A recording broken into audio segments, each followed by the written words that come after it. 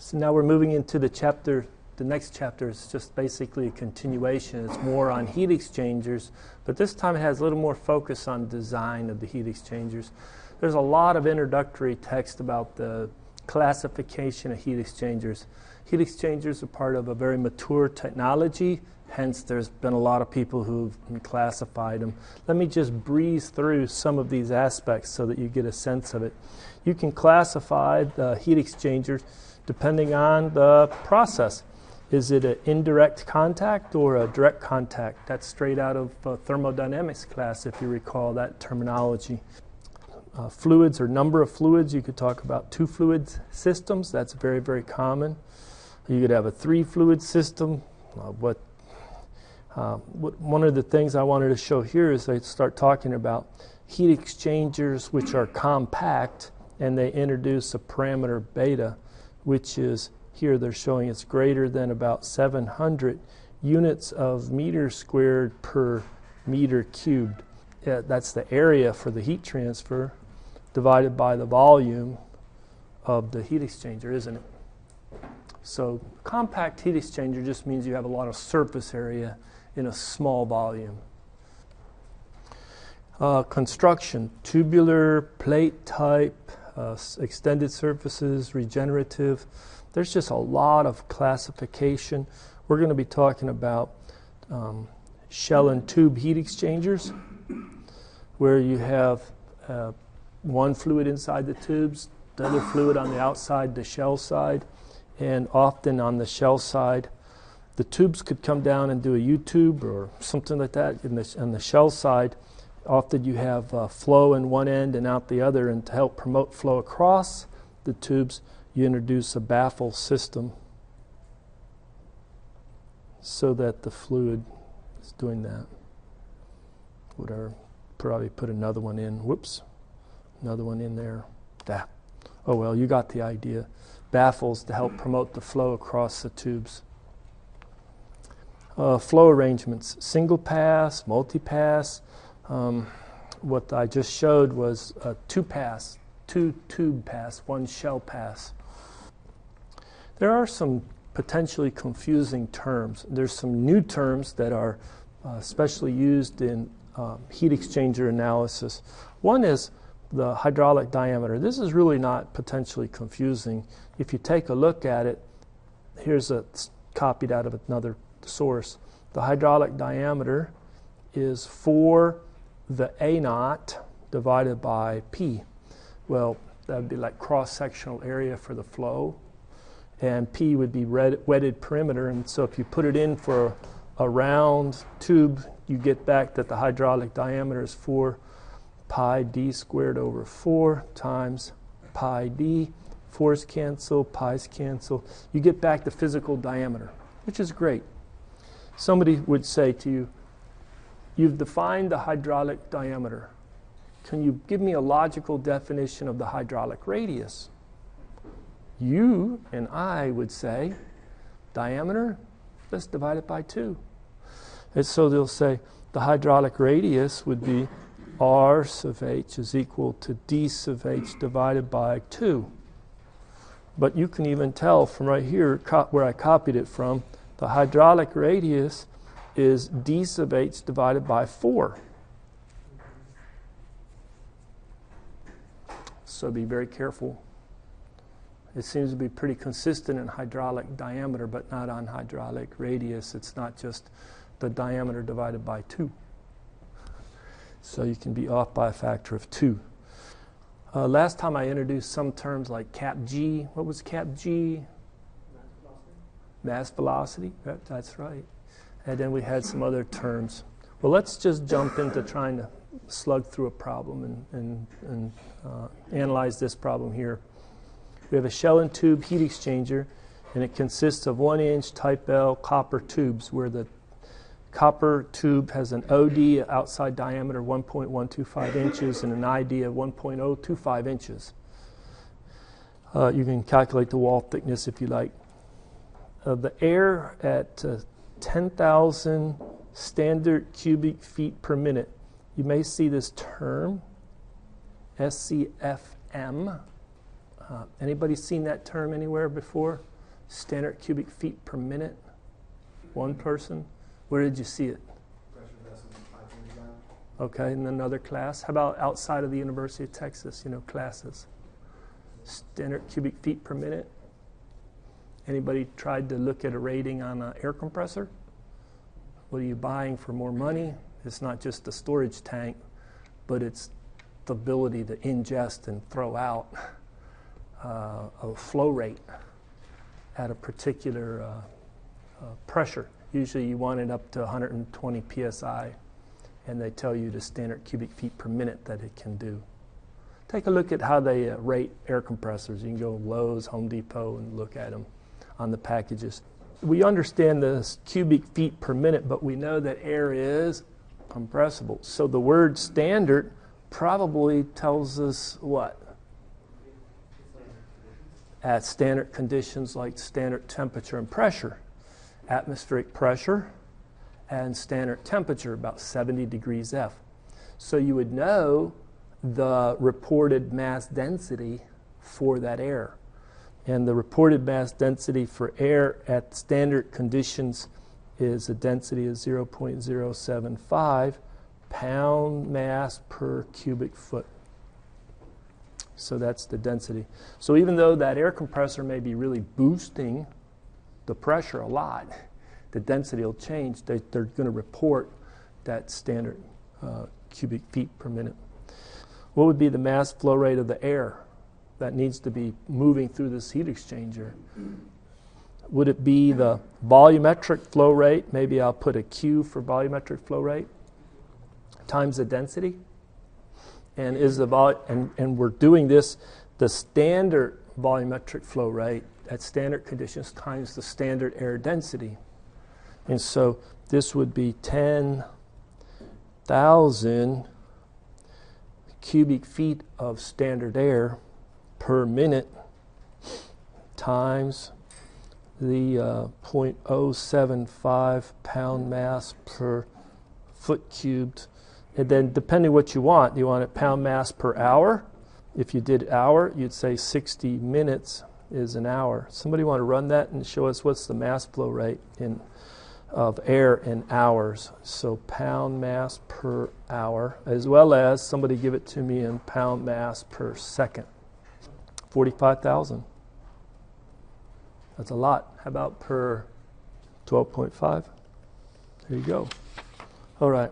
So it's a little tricky on the wording, but we know what we're talking about. The air comes in at 70 and is heated, and it leaves at 205. So at 70 to 205. Is the air the hot fluid or the cold fluid in this heat exchanger?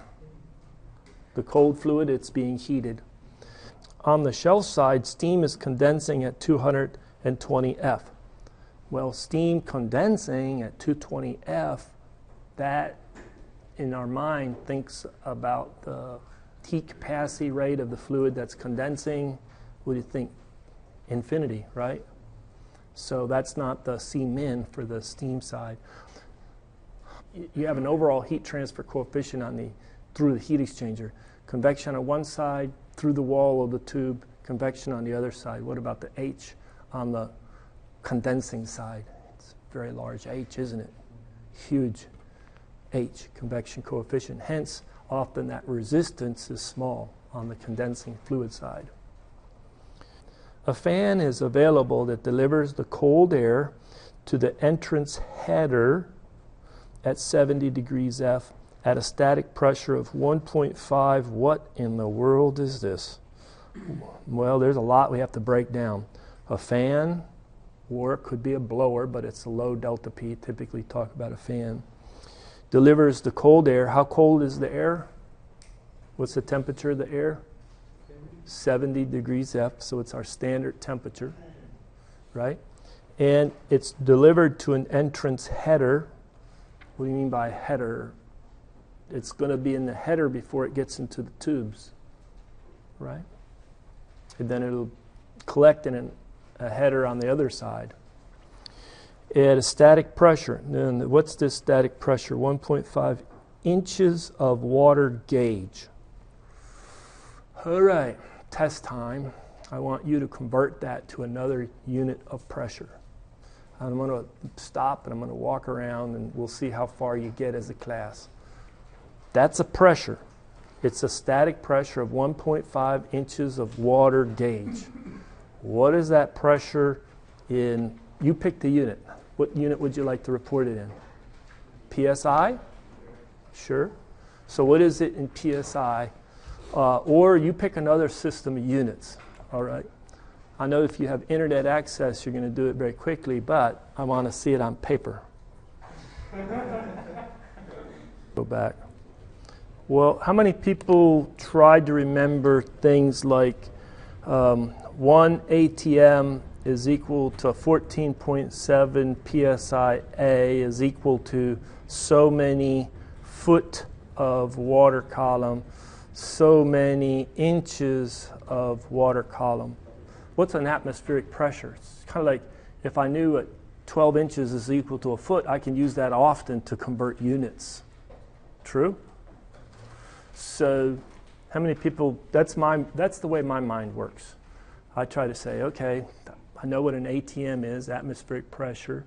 I know what it is in like 101.3 kilopascal, 14.696 or 14.7 psi. How many feet or inches of water column? You did it in feet? Is it 32? I know it's 407. Here's another one. How many millimeters of mercury? Maybe you can remember that one. Millimeters of mercury water column. 760. Exactly, 760. Now, how many people remember the density of, hold it, let's do it in inches. How many inches of mercury? Well, 2.54 centimeters or 25.4 millimeters will get you to an inch.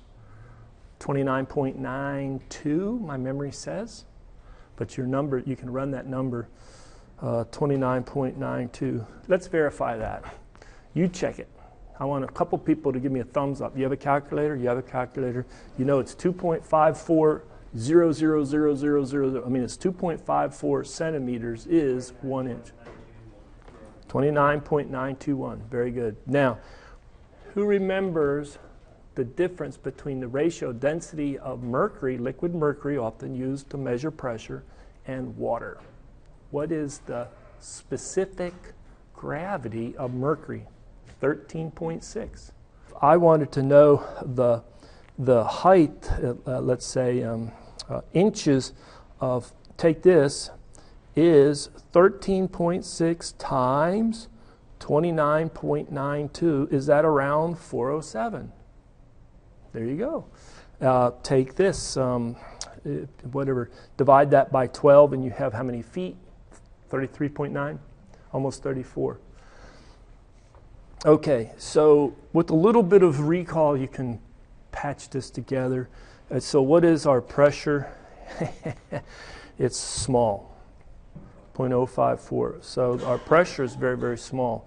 So you don't have a lot of pressure to push it through your heat exchanger. The fan basically can deliver it at 1.5 inches of water gauge. The hot air is to be discharged to the atmosphere. So what's the delta P? It's going out of the atmosphere. You have a delta P of 1.5 inches to push it through. The cross-sectional area of the entrance and exit headers are twice the total internal cross-sectional area of the tubes. So it comes into the header, then it fits into the tube. And we looked at that last time, didn't we? And there's a parameter, sigma, which is the area of the tubes divided by the area of the header. And for this problem, isn't it 50%? Okay. So part A, calculate the number of tubes and the length of each tube needed. What's the approach to solve this problem? And I'm going to pause and I want you to think about it. And on your piece of paper, sketch something to help direct me. All right, I'm going to show you what I have, not on that slide, but this slide. This slide is equation that we covered last time, isn't it? We have entrance effect, core friction, momentum effect or acceleration, or an exit effect. Okay. What is this equation useful for predicting? The pressure drop through the core, the delta pressure loss in the core of our heat exchanger. Now, we're not going to worry about the shell side, it's condensing. Everything's on the tube side, so this is through the tubes, through that core. And so this is the equation to predict the pressure loss, delta P. And here's the pressure on the inlet. We could rub that out on both sides, but it's common for them to put it in. But we see that it's proportional to G squared. And we just recalled what G was. What is G? Mass velocity or mass flux. It's equal to the mass flow rate of the air. We just calculated that. Divided by the area for the cross section going through the tubes, through that heat exchanger. That's what G is. And I don't know why I put a square on it, but it's squared right in the equation. But that's the definition of G. The 2 G sub C, we had a long discussion last time about what G sub C was. Some people don't even put it in there. But make sure your units, and you'll need a unit conversion factor to convert units, because you'll want this delta P in things like, it'll probably come in pound force per foot squared, then you'll get it to pound force per inch squared, then you'll get it to inches of water column pressure loss. Okay, inches column. What about this rho on the inlet? Well, it's common to put it there, and it's the density of the inlet fluid that comes in. Now we have air that's changing pressure slightly and changing temperature dramatically. Let's think about this. Here's our heat exchanger. What is the pressure on the inlet? It's 1 atm plus a little pressure boost to kick it through that thing. So plus 1.5 inches of water column. You can write it a number of different ways. WC, water gauge, water column, something like that. And then what about the temperature on the inlet? Temperature 1 or temperature inlet, that was 70 degrees F. How about the temperature on the exit? Wasn't that 205? With the increase in temperature, would it make it less dense or more dense? The air. Less dense. Same pound mass is going to occupy greater volume. All right. And what about the pressure at the exit? Pressure 2 or pressure exit. Put E there, E there. What's the pressure on the exit? 1 atm. So what about the pressure change? How much change in pressure was there through this system? Well, what's 1 atm in inches of water? 407 inches of water. So it went from 408.5 inches to 407 inches of water column. What do you think about the percent change in pressure? Very small. It's really not a change in pressure that's going to change the density. It's the change in temperature. But when you use the ideal gas equation, rho is equal to P divided by RT. Do you put 70 in there for temperature, or put 205 in there for temperature, or do you must have an absolute temperature? Convert by adding 460 to degrees F to get it to degrees Rankine. And so you add 460. The density on the inlet, it's 0.075 pound mass per cubic foot. What is the density on the outlet? I think that's the symbol here they're using. Our textbook uses 1 and 2, but you can follow. So what's the density on the outlet? Well, think about it. I'll just use this equation, right? So if I wanted, here, R is equal to the pressure standard divided by temperature standard and density standard. Did I use this equation correctly? Standard. is R equal to the standard pressure divided by the standard temperature divided by the standard density. So what I can do is I can say the density, I shouldn't have used this other equation. This I should put is 2 and put this as 1. Inlet 1, outlet 2. Okay. And then the standard conditions. So the density of 1 is equal to that. Okay. But if I wanted to calculate the density of 2, it's going to be P, pressure at 2, R, T2, what I can substitute for R, that's equal to density standard times the pressure at 2 divided by the standard pressure times the temperature standard divided by the temperature at 2. So it's 0.075 pounds per cubic foot, and this is 1 over 1, and we have the temperature comes in at 70 plus 460, and it goes out at 205 plus 460, and so the density going out 0.0598 pound mass per cubic foot. So this is density 1, density 2, density 1, etc.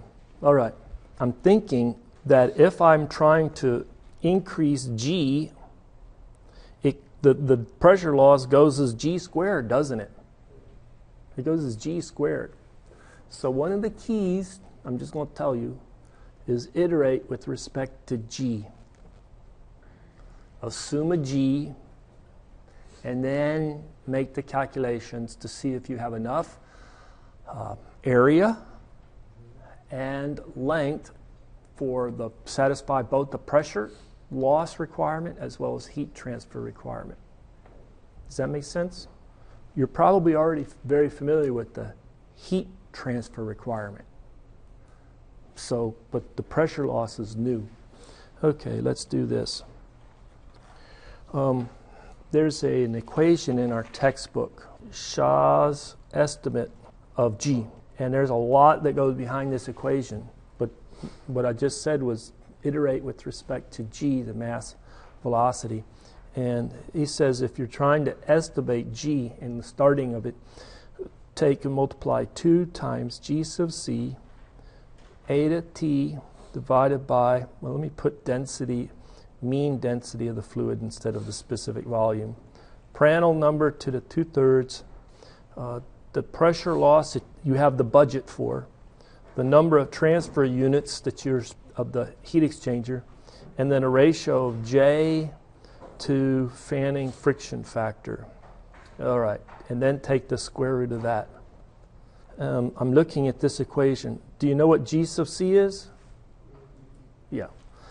Eta is an efficiency, and it's a total as if I had a finned surface, and we don't have any finning on our tubes, and so it's just 1. Efficiency 1, but if you wanted to have some efficiency. What is this density? Density, the mean of the fluid going in and out. Well, we just calculated it coming in, 0.075. We just calculated it going out, which was 0.06. So this density is between 0.06, 0.075. The density mean, I calculate 0.0674 roughly. What is the Prandtl? 0.70 or 0.71 for the air. All right, what about the delta P? That was our 1.5 inches of water column. And you just successfully converted it to pounds per square inch, which you then can convert to pounds per square foot. That's like 7.8 pound force per foot squared. Okay. Number of transfer units, we'll work on that. J, all right, what is J parameter?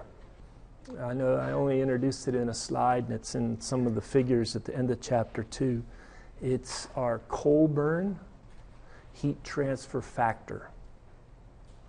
So J, sometimes I'll put H on it, but this textbook didn't, but is a Colburn heat transfer factor, which is the Stanton number times the Prandtl number to the 2/3, which is the Nusselt number divided by the Reynolds number, Prandtl number to the 1/3.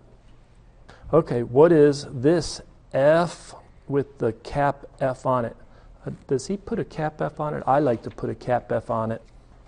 I'm using the equation 3.6.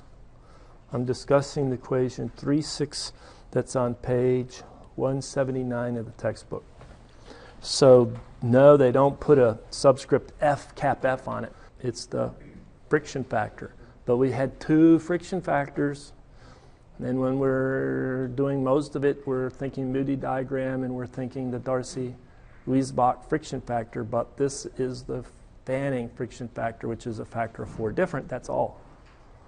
So this is the Fanning friction factor. Now, somebody says, I don't know what J sub H or F of H is, but the textbook does a really good job of showing you in figure 3.5 that the ratio of J divided by the Fanning friction factor isn't wildly variable. It doesn't go like from 1,000 to 0.001. It ranges in a narrow range, and if you look on that diagram, which I didn't copy, sorry, and show you for flow inside of a tube, a round tube, if you're coming out anywhere, let's say 2,000 above, that ratio is around, surprisingly, 0.3 to 0.4. So you're just getting an estimate to start the process of what G needs to be. So this ratio right here, you've got under control. The only thing we don't know, number of transfer units. How big of an area do I need? So we can do that calculation right now. All right, so we calculate the heat capacity rate of the cold fluid, which is of the air. The heat capacity rate is 10845 BTU per hour degree F. You then say, what is Q max for that heat exchanger? Isn't it the minimum heat capacity rate times the highest of the high temperatures minus the lowest of the low temperatures? And so this was 10845 BTU per hour degree F times, it came in at, the steam is condensing at the high temperature, what, 220? Is that what my memory says? 220, yeah. Minus 70 degrees F. And so Q max is 1626750 BTU per hour. How about Q actual? Wow, that's the heat capacity rate of our cold fluid, and then you had the temperature cold exiting minus the temperature cold inlet, and it comes in at 1464075. You do the ratio, you find the effectiveness is 90%. That's our heat exchanger effectiveness. True? So now we say, what is the number of transfer units? You have your textbook. What I'm going to do is stop, and I want you to find the right equation. Now that I know I have one fluid condensing, and I know the effectiveness, what is the number of transfer units required? So we find that it's minus the natural log, or 1 minus the effectiveness, and that was on page 113 and in the middle of the page. So if you run that, you find the number of transfer units. That's how thermally big it has to be. Comes in at what? What's our answer for that? 2.303. So there you go. Now we can go back to Shaw's equation. So let's put in our numbers here. I'm going to erase a little bit here. And I'm going to say, let's stick it in. So we're going to have 2 times 32.2 pound mass foot per pound 4 seconds squared. Isn't that G sub C? Yeah. Times 1 times 0.0674 pound mass per foot cubed. That's density. Prandtl number is dimensionless, but the value is 0.72 to the 2/3. And then we have our pressure, and I don't have more units on that 7.8. I'm a little worried about that. 7.8 pound force per foot squared. And I divide by the number of transfer units, 2.303. Is that dimensionless? Number of transfer units dimensionless? Yeah. And then we had that ratio of J to friction factor. You could put 0.35 dimensionless.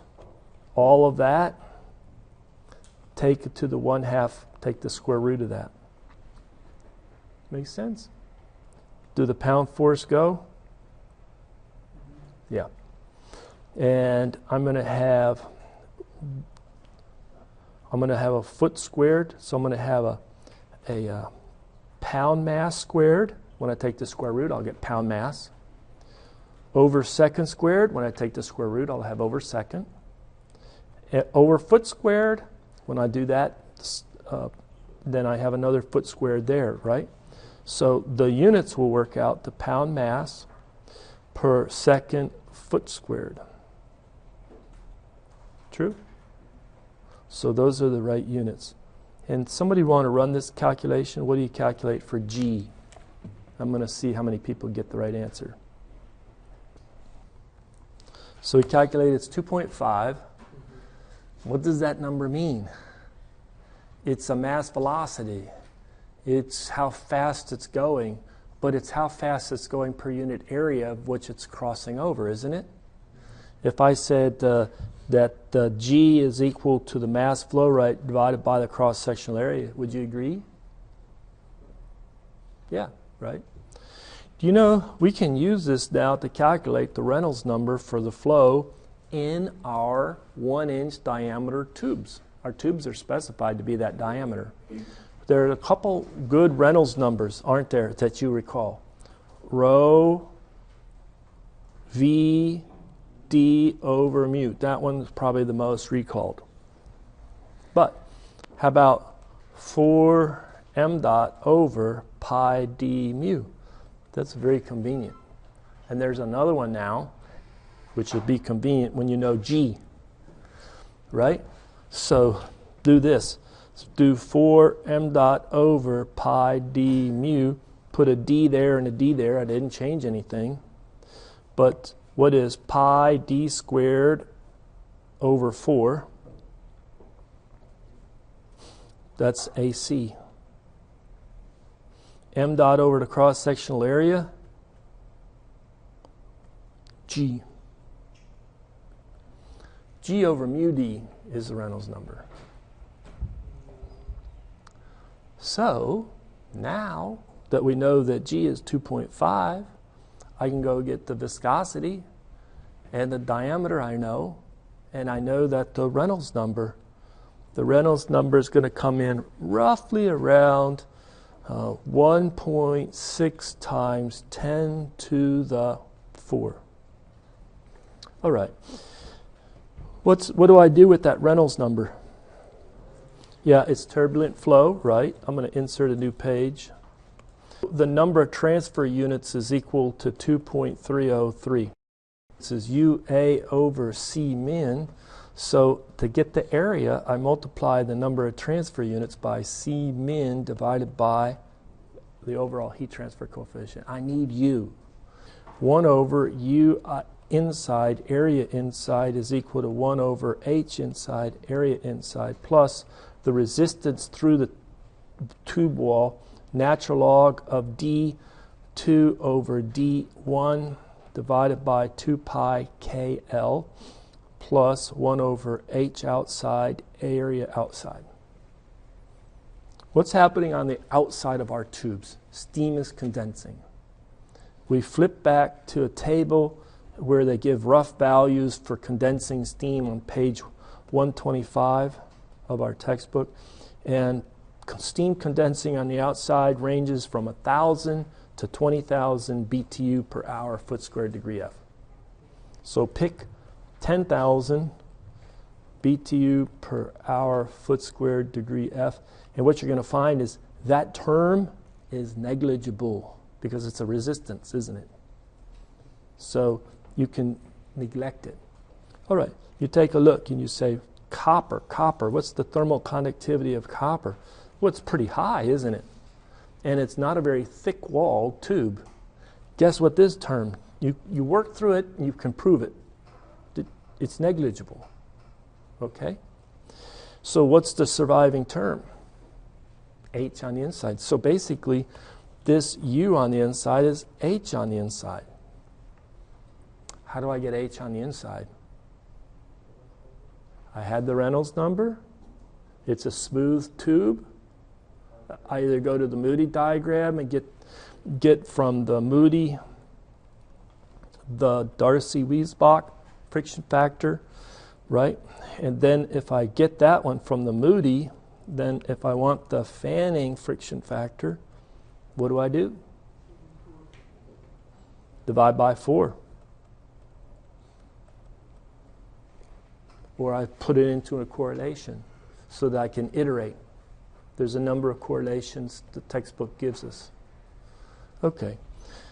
Once I have that, the friction factor, then I can get a correlation for the Nusselt number. The one that I've encouraged to use,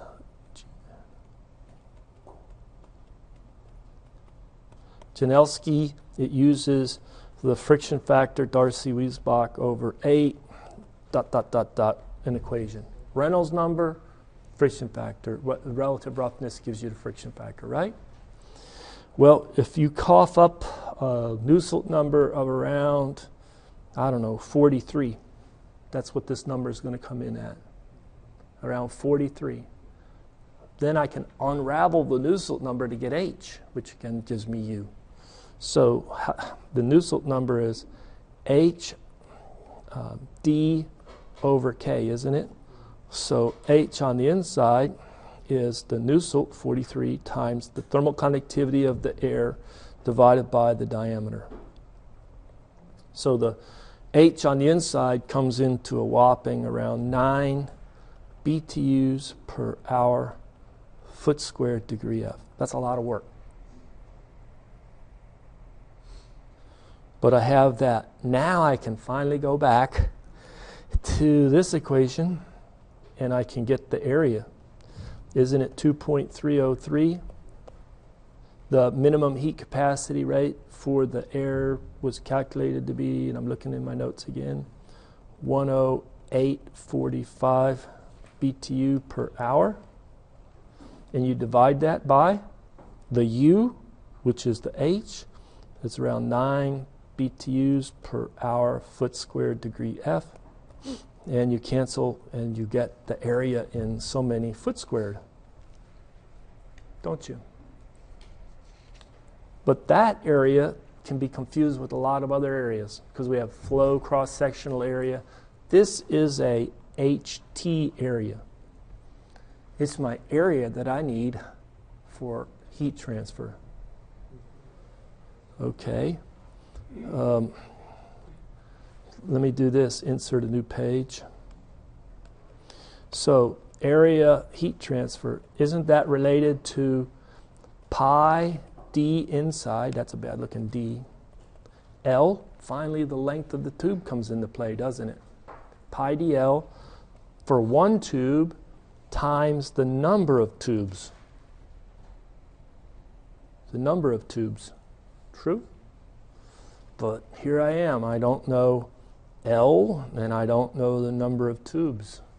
They're both. But I have a heat transfer requirement as well as a pressure drop requirement.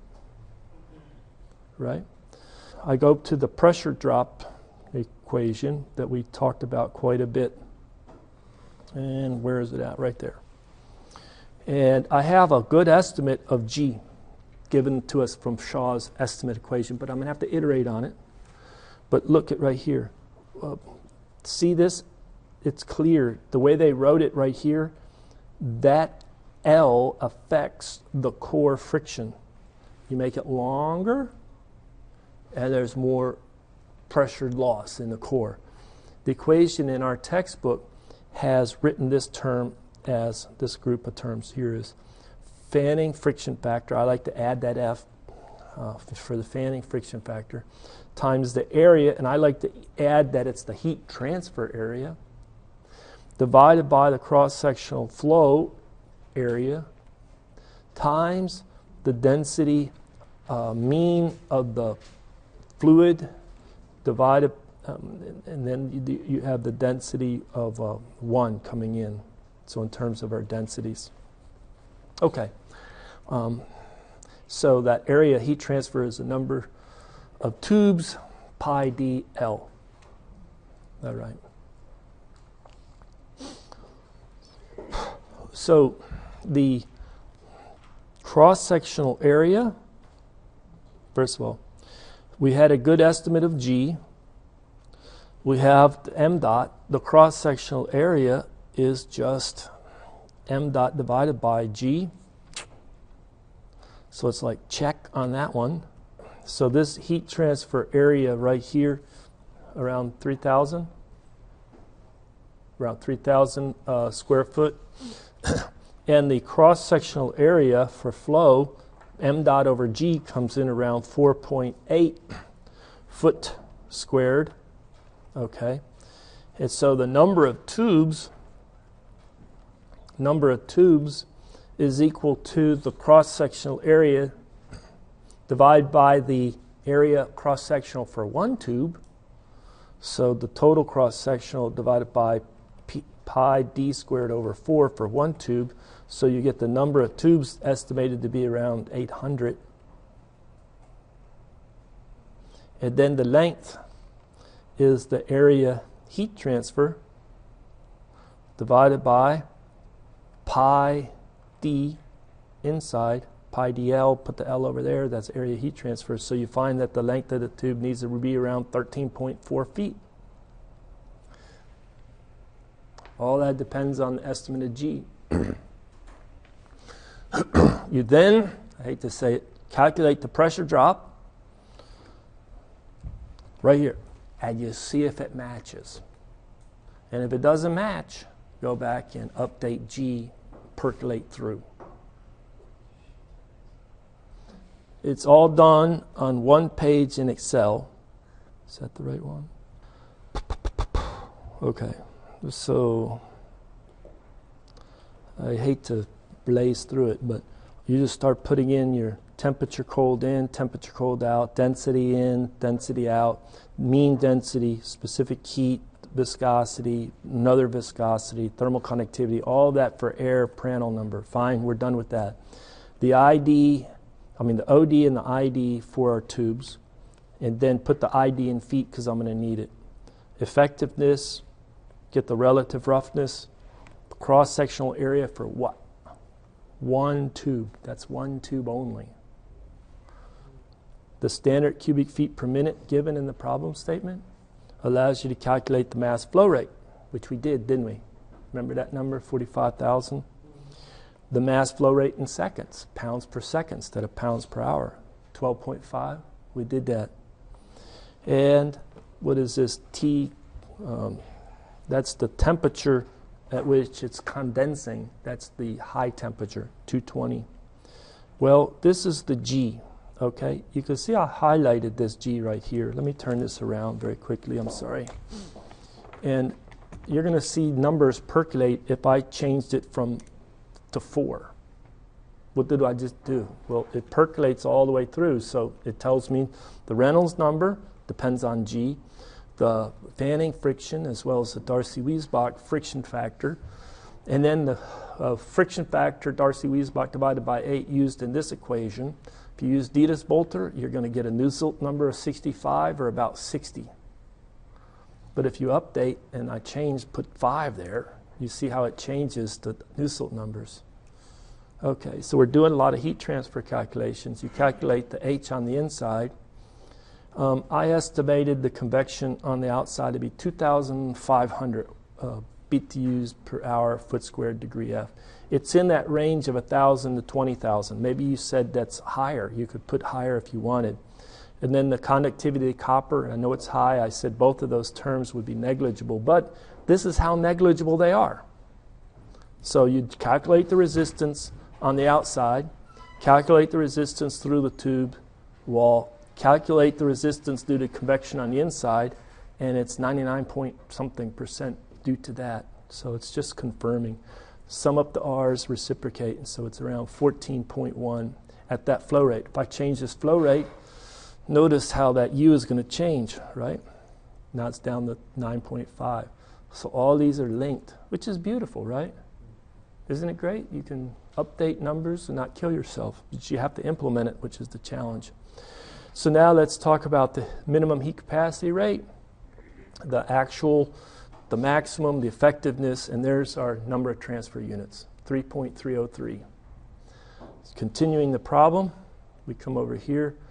This is where it probably gets a little tricky. Okay, this is how big an area for heat transfer I need. I know the G, it's because I already assumed it's 3 over here. So I know the cross-sectional area total needed.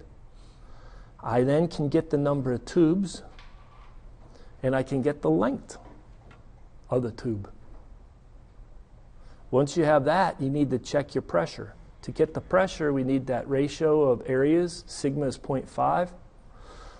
You can get the Kc and the Ke for contraction, expansion from the chart, but you have to do it by hand. I don't have a correlation where it depends on sigma and the Reynolds number. The contraction minus the expansion, the first term and the fourth term in that equation, let me go back to this equation right here. This is like the fourth term right here, T4, but it's a subtraction. And this is a T1. So it's like you're going to maybe get some exit boost back or recovery from what you lost on the entrance. So what I do is I compare them by taking T1 minus T4. And then I have the acceleration term and then the pressure drop in the tubes.